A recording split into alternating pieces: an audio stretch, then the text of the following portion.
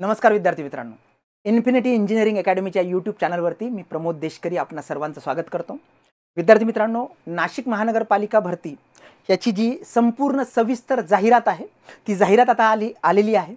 याच्यामध्ये जे विविध पद आहेत इलेक्ट्रिकल, मेकॅनिकल आणि सिव्हिल या तीन स्ट्रीमसाठी सहाय्यक अभियंता, कनिष्ठ अभियंता आणि सहाय्यक कनिष्ठ अभियंता असे तीन त्याच्यामध्ये संवर्ग आहेत।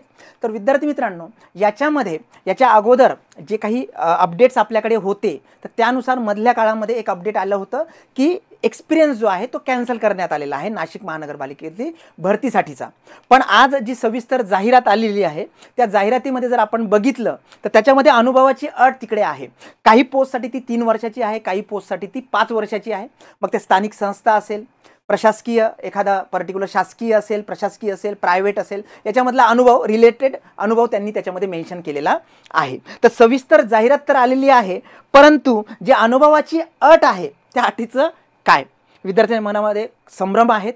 जे फ्रेशर्स आहेत ते असतील विद्यार्थी किंवा ज्यांच्याकडे अनुभवही असेल तर नेमका काय डॉक्युमेंट्स द्यायचे, तर खूप सारे प्रश्न नक्कीच आहेत। या सगळ्या प्रश्नांची उत्तरं आपण या सेशनमध्ये देणार आहोत। एकदम छोटासा सेशन आपण घेणार आहोत, त्याच्यामुळे व्हिडिओ शेवटपर्यंत बघायला विसरू नका।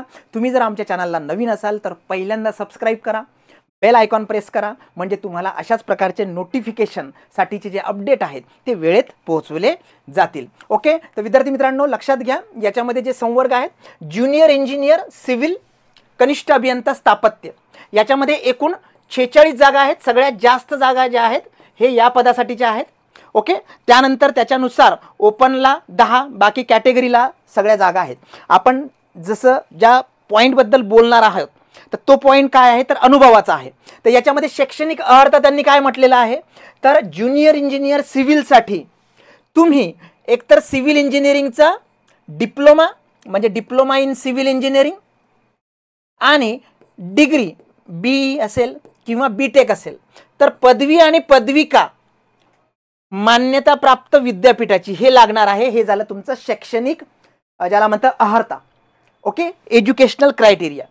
त्याच्यामध्ये ब काय दिलेलं आहे त्यांनी, शासकीय, निमशासकीय, स्थानिक स्वराज्य संस्था, खाजगी संस्था येथे किमान 3 वर्ष स्थापत्य अभियांत्रिकी कामाचा अनुभव।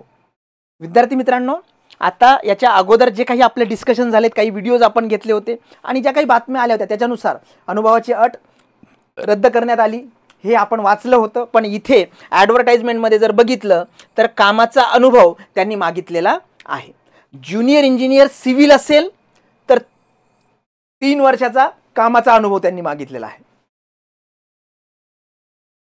सहाय्यक कनिष्ठ अभियंता civil, assistant to junior engineer, आता हे जे पद आहे सहाय्यक कनिष्ठ अभियंता सिव्हिल याच्यामध्ये 24 जागा आहेत।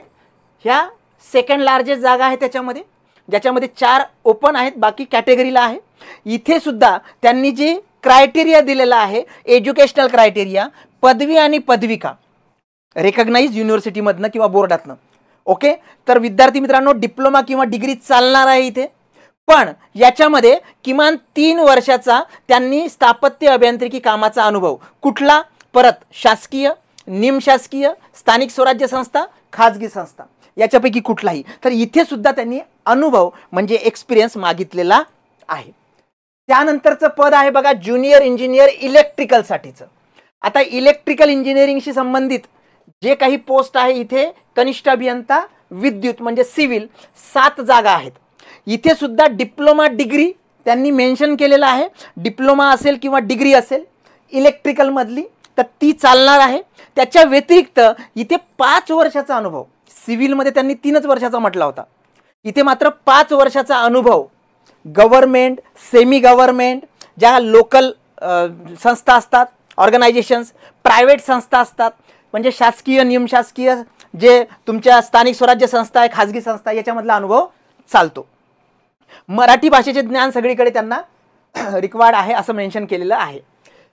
सहाय्यक कनिष्ठ अभियंता electrical engineering, okay, assistant to junior engineer electrical, याच्या किती जागा आहेत? 3 जागा आहेत। इथे सुद्धा त्यांनी डिप्लोमा किंवा डिग्री कशामध्ये तर तुमच्या इलेक्ट्रिकलमध्ये हे मेन्शन केलेलं आहे। आणि इथे सुद्धा 3 वर्षाचा अनुभव, ज्युनियर इंजिनियरसाठी 5 आणि सहाय्यकासाठी 3 वर्षाचा अनुभव मागितलेला आहे. आणि तो कुठला मागितला आहे मग? शासकीय, निमशासकीय, स्थानिक स्वराज्य संस्था आणि त्याच्या व्यतिरिक्त ज्या प्रायव्हेट संस्था आहे, म्हणजे ज्याला खाजगी संस्था म्हणतो आपण, इथला एक्सपिरियन्स त्यांनी मागितलेला आहे. ज्युनियर इंजिनियर मेकॅनिकल, कनिष्ठ अभियंता यांत्रिकी, याच्या 9 जागा आहेत बघा. इथे सुद्धा डिग्री, डिप्लोमा आणि 3 वर्षाचा अनुभव त्यांनी मागितलेला आहे त्याच संस्थामधला. म्हणजे एकतर गव्हर्नमेंट, सेमी गव्हर्नमेंट, ज्या काही लोकल ऑर्गनायझेशन्स आहेत, प्रायव्हेट संस्था आहेत त्यांच्यामधला. तर विद्यार्थी मित्रांनो लक्षात घ्या, याच्या अगोदर एक अपडेट आलेली होती आणि त्या अपडेटला जर आपण व्यवस्थित बघितलं तर आपल्याला कळून येईल त्याच्या हेडिंगवरनं की काय अपडेट होती. ही नाशिक महानगरपालिकेचीच अपडेट होती आणि अभियंता भरतीत अनुभवाची अट रद्द असं मेन्शन केलं होतं. इथे बघा कुठलाही प्रश्नार्थक चिन्ह नाहीये, ही बातमी होती. आणि याच्यामध्ये त्यांनी काय मेन्शन केलं होतं की कनिष्ठ अभियंता व सहाय्यक कनिष्ठ अभियंता, म्हणजे एई साठी नाही, पण त्याचे जे खालच्या पोस्ट आहे ज्युनियर इंजिनियर आणि असिस्टंट ज्युनियर इंजिनियर, कनिष्ठ अभियंता आणि सहाय्यक कनिष्ठ अभियंता या संवर्गातील पदाच्या भरतीकरिता शासकीय, निमशासकीय, स्थानिक स्वराज्य संस्था तसेच खाजगी संस्थेत किमान 3 ते 5 वर्ष कार्यानुभवाची अट रद्द करण्याचा निर्णय नाशिक महापालिकेने घेतलेला आहे. या पर्टिक्युलर जे काही ज्याला म्हणतो आपण अपडेट होते आपल्याकडे, तर त्याच्यामध्ये त्यांनी मेन्शन केलं होतं की महानगरपालिकेने हा जो निर्णय आहे तो घेतलेला होता. आणि त्याला जे काही महासभा असते नोकर भरतीच्या पार्श्वभूमीवर, काही विद्यार्थी संघटनांनी या संवर्गातील पदाच्या भरतीकरता अनुभवाची अट रद्द करण्याची मागणी केली होती. सुधारित सेवा प्रवेश नियम प्रसिद्ध करण्यासाठी शासनाकडे प्रस्ताव पाठविण्यास महासभेने मंजुरी दिली आहे. म्हणजे जो काही अनुभव अट रद्द करण्याचा प्रस्ताव होता तर सुरुवातीला तो महानगरपालिकेने मान्य केला, बरोबर आहे. रद्द करण्याचा निर्णय नाशिक महापालिकेने मान्य केला, घेतला होता त्यांनी. आणि त्यानंतर त्यांनी काय केलं, शासनाकडे तो मंजुरीसाठी पाठवला होता. महापालिकेच्या प्रशासन विभागाने सदर अट रद्द करून सुधारित सेवा प्रवेश नियम प्रसिद्ध करण्याचा प्रस्ताव शासनाकडे पाठविण्याचा निर्णय घेतला आहे. ओके, तर विद्यार्थी मित्रांनो हे अपडेट होते त्यावेळेसचे. आणि आता स्पेसिफिकली याच्यावरनं आपल्याला आत्ता तरी जे डॉक्युमेंट आपल्या हातामध्ये आहे त्याच्यावरनं एक लक्षात घ्यायला पाहिजे की आत्ता त्याच्यामध्ये एक्सपिरियन्स मागितलेला आहे. ओके, जर सिव्हिल इंजिनिअरिंगचे विद्यार्थी असेल त्यांच्यासाठी 3 वर्षाचा मागितलेला आहे त्यांनी. आणि कुठल्या पदासाठी तुम्हाला मी सांगितलं. आणि 5 वर्षाचा इलेक्ट्रिकलचे, मेकॅनिकलचे विद्यार्थी असेल तर विद्यार्थी मित्रांनो लक्षात घ्या, तर ह्या पर्टिक्युलर स्टेजला कुठलंही अपडेट हे वेगळं नाही आहे. याच्यामध्ये मेन्शन केलेलं आहे जाहिरातीमध्ये सरळ सरळ की एक्सपिरियन्स लागणार आहे.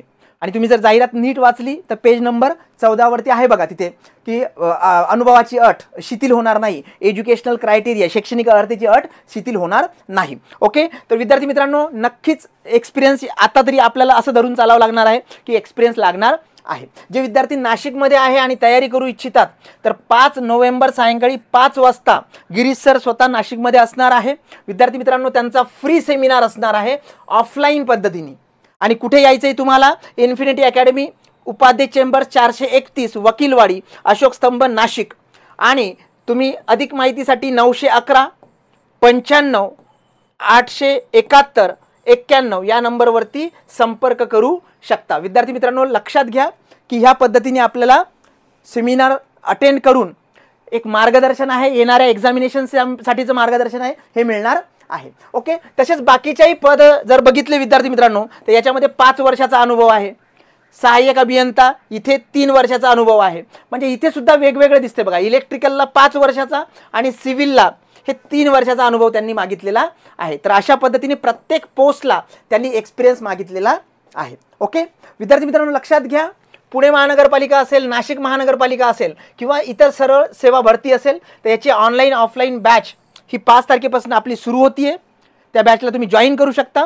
ही फक्त स्पेसिफिक कुठली एक्झाम ओरिएंटेड बॅच नाही आहे, तर ही जनरल बॅच आहे ज्याच्यामध्ये तुम्हाला पुढच्या वेळेस येणाऱ्या सगळ्या एक्झामिनेशनची तयारी करू शकता. आणि तुम्हाला जर नाशिक महानगरपालिकेसाठी डेडिकेटेड पाहिजे असेल तर तुम्ही रेकॉर्डेड बॅच घेऊ शकता.